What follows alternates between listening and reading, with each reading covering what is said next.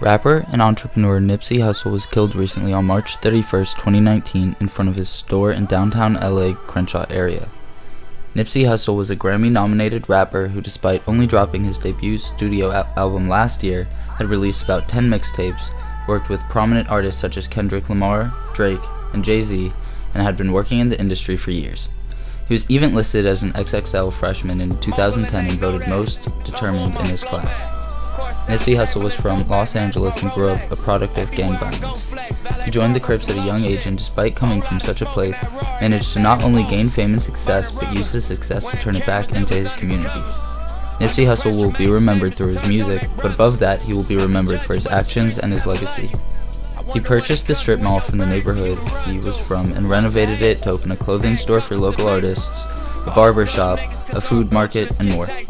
His philanthropic work also includes things such as commissioning local artists to do murals, renovating school basketball courts, giving jobs to the homeless and his community, paying for the funeral of people that died due to gun violence, and even opening a STEM center for kids.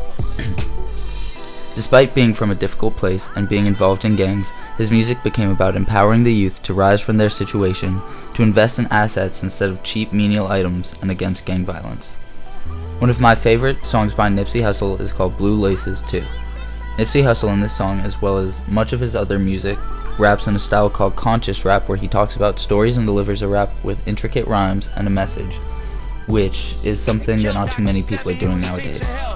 In an interview with The Breakfast Club, he talked about the meaning of the song being a reference to a book where the main character made it out of the hood and rose to a position of power to be able to use his power to go back and change his community, which is what Nipsey Hussle ultimately employed throughout his life. He then proceeds to tell a story of a drive-by with his friend who was shot, and he had to watch him die in his passenger seat.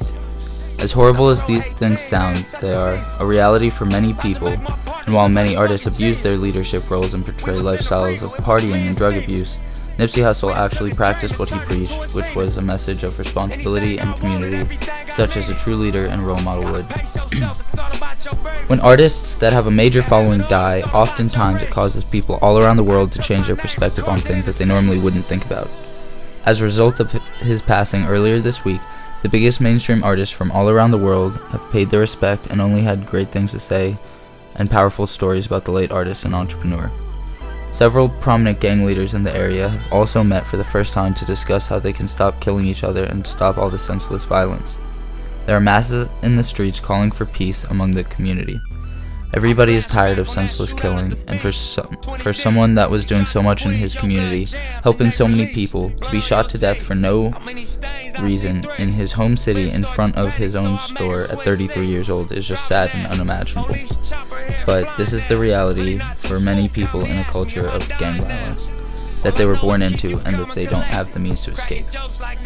I believe Nipsey Hussle will be viewed as a legend and a martyr, and more well known for his actions and his messages than his actual music, and he deserves to be remembered for all the great things he did despite his untimely demise.